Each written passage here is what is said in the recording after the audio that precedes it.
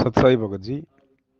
बड़े भैया देखो, इसका जो तरीका परमात्मा ने बताया है वो तो एक ही है कि वही पर नारी को देखिए बहन बेटी के भाव, कहे कबीर काम नाश का यही सहज उपाय। फिर भी भगत जी हमारे कर्म इतने बिगड़े हुए होते हैं जन्म जन्मांतरों के।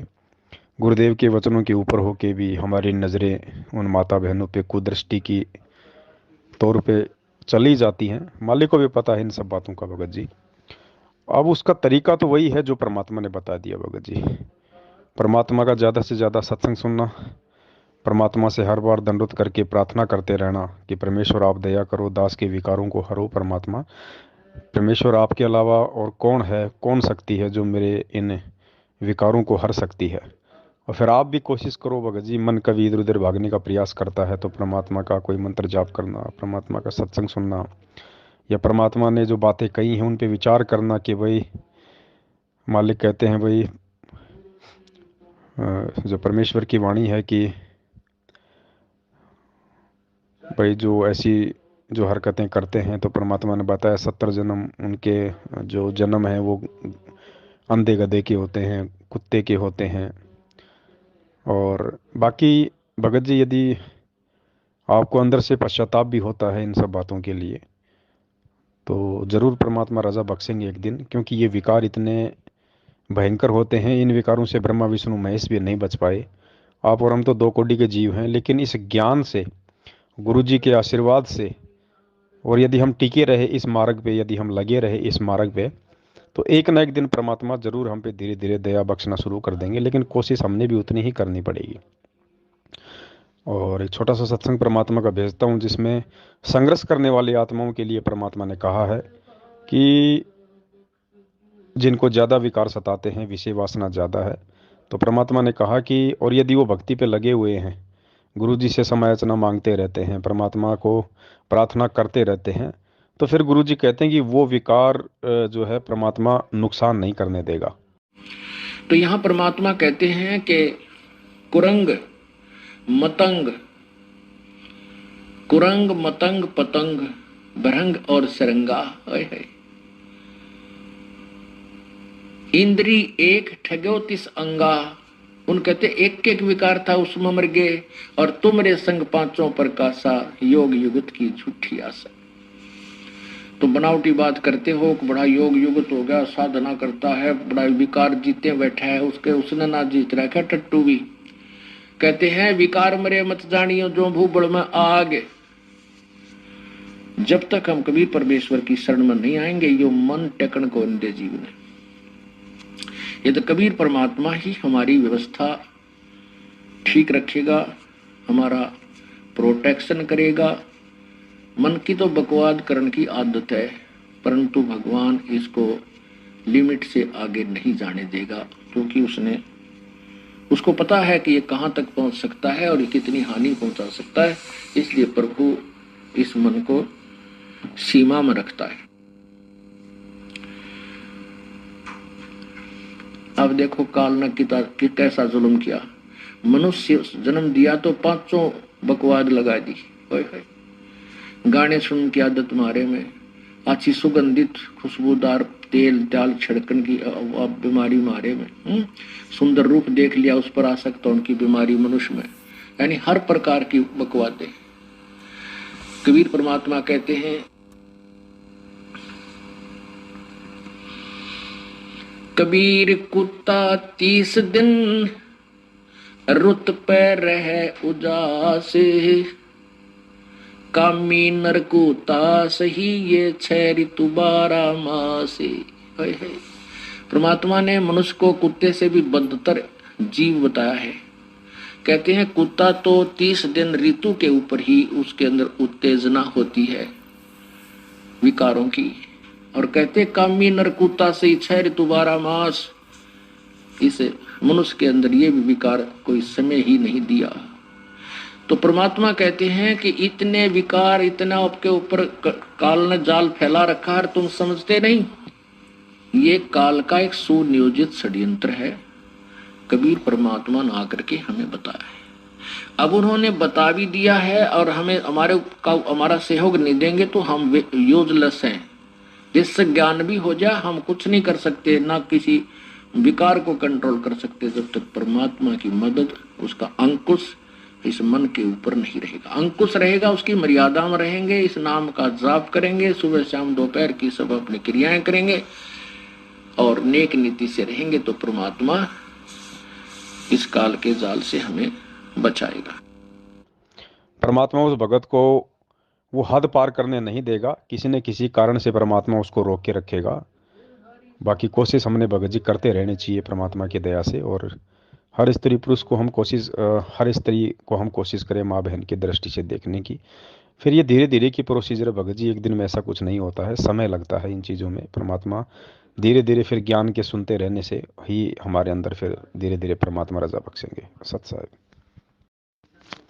सत्साई भगत जी, मन में तो आएगा क्योंकि काल नहीं चाहता ना कि हम भक्ति करें, हम भक्ति पे टिके रहें, हमारी मर्यादा सही रहे। तो काल की तो कोशिश है, काल अपना काम कर रहा है। हमें भी तो परमात्मा ने ज्ञान दे रखा भगत जी, मंत्र दे रखे हैं, हम भी तो उस हथियार का प्रयोग करें। अगर काल अपनी रेंज का प्रयोग कर रहा है तो उसे काटने के लिए परमात्मा ने हमारे को मंत्र और सत्संग दिए हुए हैं। खाली मन में इन बातों का आना या ऐसे गंदे विचार आ जाने से जो है नामखंड नहीं होता भगत जी। मन में तो ऐसे विचार आएंगे आएंगे, क्योंकि पहले हम यही काम किया करते थे। तो मन के ऐसे विचारों को रोकने के लिए ही तो गुरु जी ने हमारे को ये जो है वो दवा दी है, सत्संग दिए हैं, हमारे को मंत्र दिए हैं, आरती दी है भगत जी। परमात्मा से हम प्रार्थना करते रहें, ये सभी चीजें उसी लिए तो हैं। नाम लेते ही कोई राजा हरिश्चंद्र थोड़ी बन जाता कोई एक बार में। धीरे धीरे इस भक्ति के प्रभाव से तो हम मन के ऊपर काबू पाएंगे। तो ऐसे विचार आ जाने से हमारे को चिंता नहीं होनी चाहिए ऐसी, बल्कि ये विचार करना चाहिए कि काल चाहता है कि मेरी मर्यादा ठीक ना रहे, मेरा नाम खंड हो जाए, मैं गुरु जी से दूर हो जाऊं, मैं ये गंदा काम कर दूं। तो माता बहनों के प्रति ऐसे गंदे विचार यदि मन में आ जाते हैं तो ज्ञान आधार से हमने डरना नहीं है, बल्कि मालिक के दिए हुए ज्ञान आधार से विचार करना है कि गुरु जी हमें क्या शिक्षा देते हैं कि भाई जो जो स्त्री है उसको माँ बहन की नज़र से देखना चाहिए, पर नारी को देखिए बहन बेटी के भाव, इस प्रकार से हमने विचार करना है। तो बकवाद तो ये करेगा लेकिन शांत भी ये गुरु जी के द्वारा दिए गए मंत्र और सत्संग और आरतियों से ही होगा भगत जी। सत्साई सत्साई भगत जी, कुछ समय के लिए ये सोच के देखो कि काश इस लड़की ने आपकी माँ के गर्भ से जन्म लिया होता, ये आपकी बहन होती, तो भी क्या हमारे आज इसके प्रति ऐसे ही विचार होते।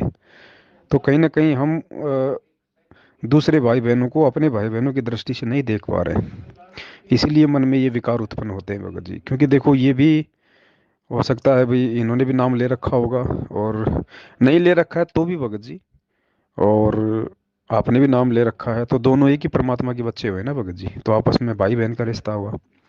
तो मन को इस तरह से रोकना पड़ेगा भगत जी। और बाकी ये चर्बी है भगत जी, ये खाल हटा दो इसकी, इसकी सिर्फ ये चर्बी चर्बी हटा दो ऊपर की, बाकी इस लड़की को ऐसे रहने दो आप। इस लड़की की जो खाल है बस वो हटा दो, और खाली चेहरे चेहरे की हटा दो, और भी मत हटाओ आप कहीं की। उसके बाद आप मुझे इसके ऊपर आसक्त होकर दिखा देना। तो परमात्मा यही तो हमें समझाना चाहते हैं भगत जी कि विष्टा जिनकी देह में वो मगन फिरे दिन रात। परमात्मा कहते हैं ना, विष्टा जिनकी देह में, लेटरिन जिनके शरीर के अंदर भरा हुआ है, थूक लार गोबर भरा हुआ है, पेशाब मलमूत्र भरा हुआ है, हाड़ मांस लार भरा हुआ है, और काल ने उसके ऊपर ये खाल लगा दी, सिर्फ ये चमड़ी लगा दी ऊपर, और अंदर इसके पूरा गंदगी भरी हुई है, चाहे इंसान हो, चाहे स्त्री हो, चाहे पुरुष हो। तो भगत जी बस ये ज्ञान से हमने इतना तो हटाना है, ये आवरण ही तो हटा के देखना, और ये ज्ञान जो है इस आवरण को ही तो हटाएगा कि इसके अंदर है क्या। ये चमड़ी हटा के देख लो, फिर मुझे कोई आसक्त होके बता दो कि मैं इससे प्यार करता हूँ, मैं इसके लिए जान दे दूंगा।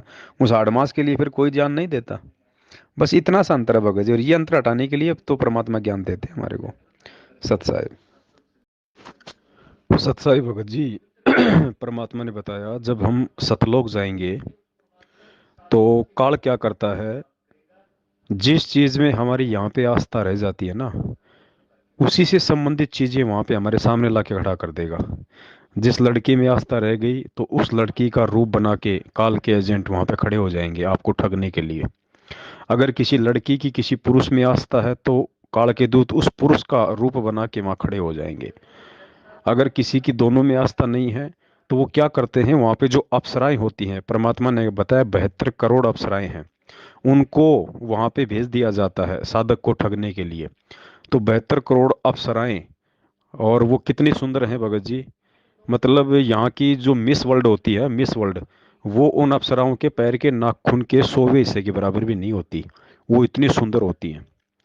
तो वो अप्सराएं रास्ते में खड़ी कर दी जाती हैं जीव को ठगने के लिए, कि मैं तेरी रानी बन के रहूंगी, तेरी पटरानी बन के रहूंगी, तेरी दासी बन के रहूंगी, हम दोनों मौज करेंगे, ऐश करेंगे, तुझे सारे शारीरिक सुख दूंगी, तुझे ऐसे रखूंगी। अर्धनग्न कपड़ों में नंगी भी हो जाती हैं। तो भगत जी सोचो, यहाँ पे ये 2 कौड़ी की अंजू मंजू से हम नहीं निपट पा रहे, इनसे आस्था नहीं हट पा रहे, हाड़ मास के गू राबड़ी भरी इस शरीर में, टट्टी पेशाब भरा, हम इस शरीर से आस्था नहीं हटा पा रहे। उनका तो नूर का शरीर है भगत जी, उनके शरीर के तो आर पार देखा जा सकता है, और उनके अंग विनंग परमात्मा ने बताया ऐसे हैं, बड़े बड़े ऋषि महात्मा चक्कर खा के पड़ गए। तो भगत जी हम उनसे कैसे लड़ेंगे जब यहाँ पे हम छोटे मोटे हाड़मास के शरीर वालों से अपना पीछा नहीं छुड़ा रहे, जबकि पता है कि इस चमड़ी के नीचे क्या है। टट्टी है, पेशाब है, मलमूत्र है, थूक, लार, हाड़ मांस, लहू। हम यहाँ आस्था नहीं हटा पा रहे भगत जी। सोचो, क्या हम त्रिकुटी तक भी पहुंच जाएंगे क्या? सतलोक तो फिर बहुत बड़ी बात है। तो परमात्मा तो हमें ऐसा बनाना चाह रहे हैं। तो सोचो अभी हमारे अंदर कितनी कमी है भक्ति मार्ग में, हमने कितना जो है ज्ञान को आधार बना के चलने की आवश्यकता है भगत जी। परमात्मा के सत्संग सुनना अलग चीज है, उन पे विचार विमर्श करना अलग चीज है भगत जी। तो परमेश्वर दया करें बड़े भाई, मालिक के वचनों को थोड़ा ध्यान से सुनो, समझने का प्रयास करो। नहीं तो भगत जी बात बिगड़ जाएगी। फिर यहीं पटक देगा काल, उस अंजू को भी कुतिया बना देगा, और फिर आप तो बनोगे बनोगे, और फिर यहीं चक्कर काटते रहना दोनों पूरी जिंदगी। फिर कोई भी, आप जी हो चाहे मैं जी हो चाहे कोई भी हो, इशारा सबके लिए है। सत साहिब जी।